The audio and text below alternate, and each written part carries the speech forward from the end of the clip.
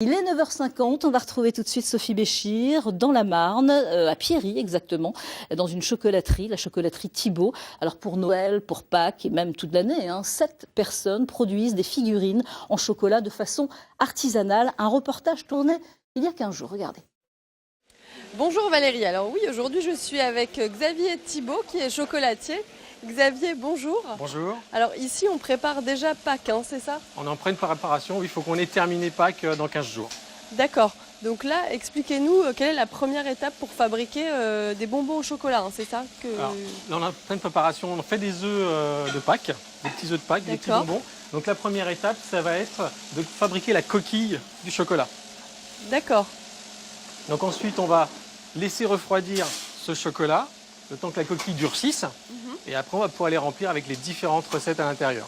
D'accord, très bien. Donc là le chocolat qui est en train de couler et qui sert en fait pour la coquille, comment est-ce qu'il est fabriqué? C'est vous qui le faites ce chocolat? Alors nous on achète le chocolat tout fait auprès de mes fournisseurs. Par contre on fait un assemblage de différents chocolats qui va nous permettre d'avoir exactement le goût et la texture que l'on recherche pour nos recettes. D'accord. Là par exemple c'est cette matière première en fait qui vous sert voilà, notre matière pour première l'assemblage. c'est ce qu'on appelle des pistoles. D'accord. Et ensuite c'est vous qui, on va dire, dosez vous... Oui, là on va faire comme un assemblage, je dirais, pour le champagne. On va doser exactement les différentes qualités ou différentes origines de chocolat qu'on va assembler ensemble pour avoir vraiment le goût et la texture. D'accord. Ensuite, là, vous allez les remplir, ces bonbons, c'est ça? Alors ensuite, une fois qu'on a fait la coquille de notre bonbon, on va pouvoir... Voilà. Donc là, si vous regardez, on a bien un creux qui s'est formé. On a juste la coquille en chocolat. Oui. Et un par un, avec une poche pâtissière, on va venir les remplir avec une recette.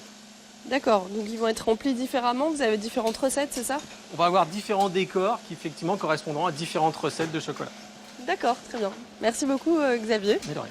Voilà Valérie, on se retrouve tout à l'heure pour la deuxième étape. Oui Valérie, à Pâques on trouve des œufs mais aussi des poules. Donc Xavier, est-ce que vous pouvez nous expliquer comment est-ce que vous fabriquez ces poules? Il y a à partir de moulages comme celui-là, c'est ça? Alors la première étape pour la fabrication, ça va être la décoration du moulage. D'accord. Tout simplement avec un chocolat blanc qui va être coloré avec un colorant alimentaire, on va venir peindre avec un pinceau tout simplement les différentes couleurs, les différents décors qu'on va vouloir amener à notre moulage.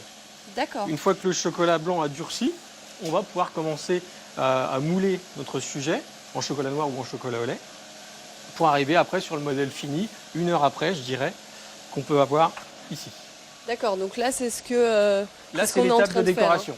D'accord, donc on peint comme ça directement sur le moule. Ensuite le chocolat, le reste, le chocolat noir va venir se mettre par-dessus. Va être versé, c'est qu'on va remplir complètement le moule de chocolat. D'accord.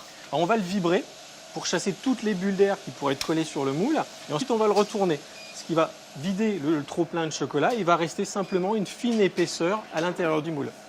D'accord. C'est ça qu'on pourra démouler plus tard. D'accord, donc ça, là par exemple, on a le résultat final. Le chocolat blanc, on le voit, est venu se mettre sur le chocolat noir, c'est ça? Exactement, et on ne voit pas du tout de différence entre les deux. D'accord. Ouais, on n'a pas l'impression que ça a été rajouté. Donc on a un résultat uniforme, mais à l'intérieur, c'est creux, c'est ça? À l'intérieur, il est creux, et après on s'amuse à les garnir avec des fritures de différentes couleurs de chocolat. D'accord, très bien, parfait. Merci beaucoup Xavier. De rien. Voilà Valérie, je vous dis à tout à l'heure.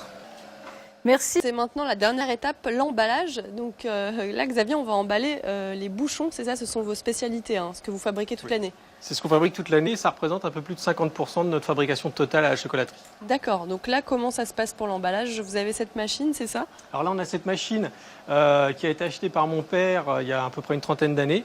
Et cette machine en elle-même, elle a 69 ans. D'accord. C'est le cœur de la chocolaterie.